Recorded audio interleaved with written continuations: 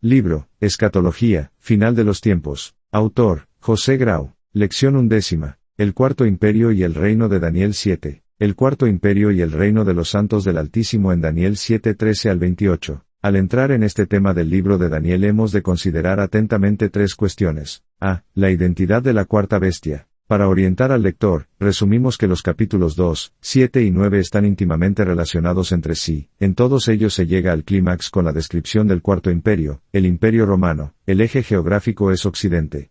En cambio, los capítulos 8 y 11 tienen como clímax el Imperio Seleucida que siguió a la muerte de Alejandro Magno. El centro geográfico es Oriente. Hablar de Imperio Seleucida es simplemente una frase, una acomodación literaria, pues más bien debería hablarse de reinos de taifas que desmembraron lo conquistado por Alejandro. Daniel 7 se corresponde también con Apocalipsis 13 y otras. Así, la cuarta bestia tiene que ser Roma, en una exégesis sana y sin prejuicios. Es la más bestial de todas, espantosa y diferente, versículos 7 y 23, y su reino es mayor que el de las demás. Los 10 cuernos, comparar Daniel 2:41, son los reinos bárbaros en que fue dividido el imperio en su decadencia, y el cuerno pequeño, versículo 24, es el anticristo, comparar 2 Tesalonicenses 2:1 al 12 y otras. E.J. Young comenta. Entre comillas, el simbolismo de los 10 cuernos hace referencia a una segunda fase en la historia de la bestia Roma. El énfasis no está tanto en la sucesión como en la contemporaneidad. Los 10 cuernos existen durante una segunda fase de la historia de la bestia. Y es en esta segunda fase cuando aparece el anticristo. B. La identidad del Hijo del Hombre. Leemos en Daniel 7:13. Entre comillas, miraba yo en la visión de la noche, y he aquí, con las nubes del cielo, venía uno como un hijo de hombre. Se trata de una figura humana, no bestial, celeste, no terrenal, internacional, no nacional o imperial, con un reino eterno, no temporal, versículos 13 y 14. Los que identifican esta figura con Israel, o con los santos del Altísimo, olvidan que los santos recibirán el reino del Hijo del Hombre, y lo recibirán después como una encomienda que les es confiada. ¿Cómo pueden, pues, ser identificados con él? Por otra parte, el Hijo del Hombre tiene origen celestial, sobrenatural, no así los santos.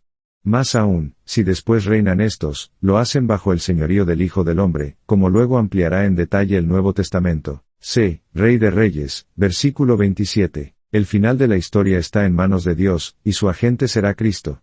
Los reinos de este mundo vendrán a ser los reinos de Dios y de su ungido, como revela Apocalipsis 22:5 y otras, entre comillas, y todos los dominios le servirán y le obedecerán. Comparar Apocalipsis 22:3, el Cuarto Imperio y el reino de Dios en Daniel 2. A. Naturaleza y significado del Cuarto Imperio, versículos 40 al 43. Hemos dicho que el Cuarto Imperio se refiere a Roma, república, imperio y despotismo absoluto.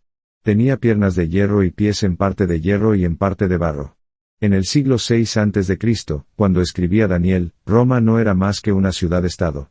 A partir de estos humildes orígenes, Roma se desarrollaría, después de un breve y frágil periodo monárquico, como una república progresivamente fuerte, y luego se tornaría el más grande de los imperios por la fuerza de las armas. El hierro es el metal más idóneo para describir la fuerza militar romana con la que impuso su imperio.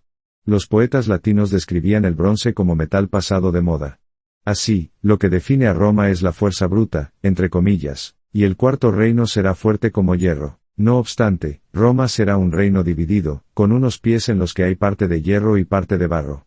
Los versículos 41 al 43 describen la división y la debilidad internas, que no eran visibles inmediatamente, pero que con el correr del tiempo darían lugar a la división del imperio en dos partes, Roma y Bizancio, Occidente y Oriente, y luego a la fragmentación medieval de reinos por el empuje arrollador de los bárbaros. Estos versículos describen la naturaleza de Roma en términos que solo un contemporáneo habría sido capaz de relatar. B. Naturaleza del reino de Dios, el reino mesiánico, versículos 44 y 45, comparar versículos 34 y 35. Se le compara a una piedra, a una roca, Isaías 28:16 y otras. Aparecerá, entre comillas, en los días de estos reyes. ¿Qué días y qué reyes son estos? Veamos dos interpretaciones distintas. A. Interpretación dispensacionalista y premilenial. Dice la Biblia anotada de Scofield en nota a Daniel 2:44. Comienzo de cita. Este pasaje determina de manera autorizada el tiempo relativo a otros eventos proféticos, cuando el reino de los cielos será establecido. Esto sucederá en los días de estos reyes, es decir, los días de los 10 reyes, comparar Daniel 7:24 al 27, que se simbolizan por medio de los dedos de la imagen. La situación que estos reyes representan no existía en el tiempo de la primera venida del Mesías, ni fue posible su existencia hasta la desintegración del Imperio Romano, y el surgimiento del presente sistema nacionalista mundial. El versículo 45 repite el método por el cual el reino será establecido.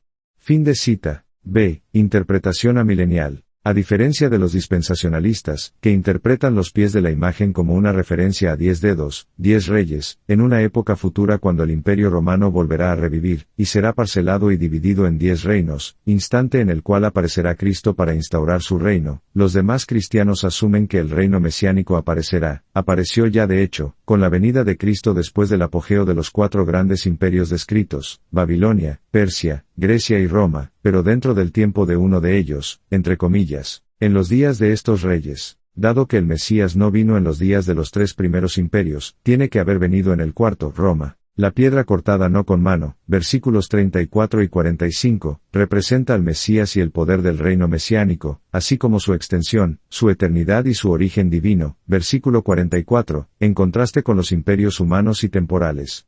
Veámoslo. Origen del reino, versículos 34 y 44, divino, entre comillas, el Dios del cielo levantará un reino. Versículo 44, entre comillas, una piedra fue cortada, no con mano. Versículo 34, extensión y desarrollo, versículos 35 y 44, irresistible, entre comillas, la piedra que hirió a la imagen fue hecha un gran monte que llenó toda la tierra. Versículo 35, entre comillas, un reino que no será jamás destruido, ni será el reino dejado a otro pueblo. Versículo 44. Duración, versículos 35, 44 y 45, eterna, entre comillas. Desmenuzará y consumirá a todos estos reinos, pero él permanecerá para siempre. Versículo 44, entre comillas. La piedra llenó toda la tierra. Versículo 44, entre comillas. Un reino que no será jamás destruido. Versículo 44. Todo esto contrasta con los reinos humanos, que son frágiles y temporales.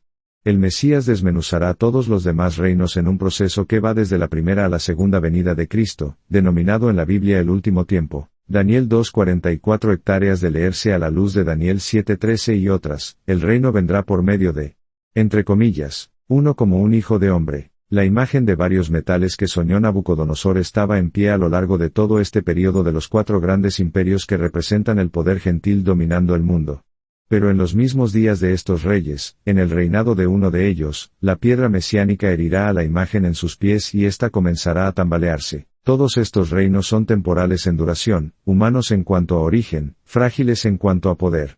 El reino de Dios, o de los cielos, es divino de origen, eterno en duración e invencible en poder.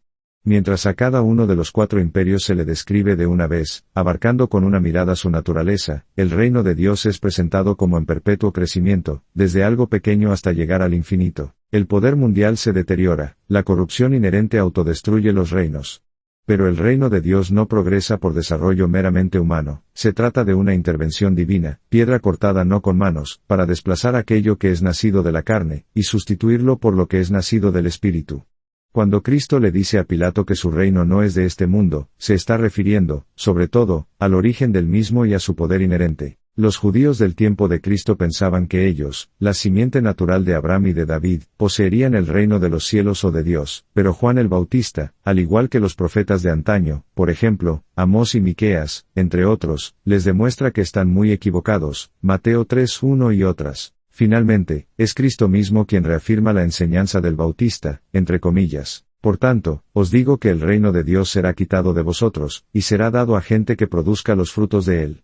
Y el que cayere sobre esta piedra será quebrantado, y sobre quien ella cayere, le desmenuzará. Mateo 21:43 al 44, alusión clara a la piedra cortada no con mano. El reino invencible. En Daniel 2 se nos revelan 4 hechos sobre el reino de Dios que sería imposible aplicar a ningún otro reino. Estos hechos son confirmados por el Nuevo Testamento. A. El reino no será jamás destruido. B. El reino no será dejado a otro pueblo. C. El reino desmenuzará y consumirá a todos los demás reinos. D. El reino permanecerá para siempre. Daniel 2:44. Estos 4 puntos vienen confirmados en el Nuevo Testamento. A. El reino indestructible. Hebreos 12:28. B. El reino es herencia perpetua. Daniel 7:18, Mateo 16:18 y otras. Romanos 2:29, Romanos 9:6 al 8, Filipenses 3:3. Si el reino no tiene que ser dejado a ningún otro pueblo, se deduce que hay un solo pueblo de Dios, no dos, el verdadero Israel de Dios, la Iglesia. C. El reino obtendrá la victoria final. Apocalipsis 11:15. D. El reino es eterno. Lucas 1:33 y otras. Miqueas 4:7. Apocalipsis 22:3 al 5. Apocalipsis 22:3 al 5 se refiere a los cielos nuevos, y la tierra nueva como la consumación perfecta del reino de Dios. Este reino de Dios fue ya vislumbrado cuando el Señor habló a Moisés, Éxodo 19:3 al 6. El antitipo de este texto lo hallamos en la realidad actual que describe 1 Pedro 2:9 y otras. El concepto del pueblo de Dios como real sacerdocio, pueblo peculiar, etc., se halla igualmente en muchos textos del Nuevo Testamento, Tito 2:14 y otras. El nacimiento espiritual del Israel de Dios en el reino de Dios fue predicho por el profeta Ezequiel, Ezequiel 37:4 al 6, quien anunció el método divino para la regeneración, la palabra y el Espíritu de Dios, Juan 5:25 y otras.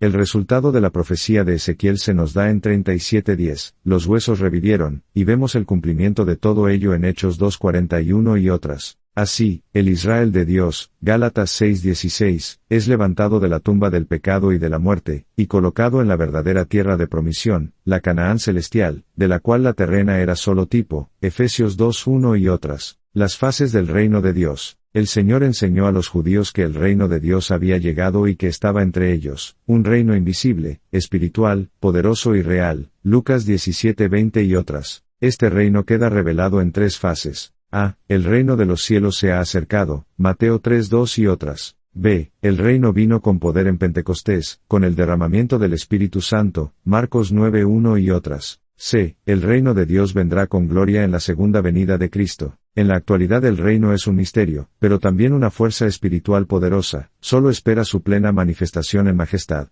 Cristo divide los tiempos con la medida del reino, entre comillas. La ley y los profetas eran hasta Juan, desde entonces el reino de Dios es anunciado, y todos se esfuerzan por entrar en él. Lucas 16:16.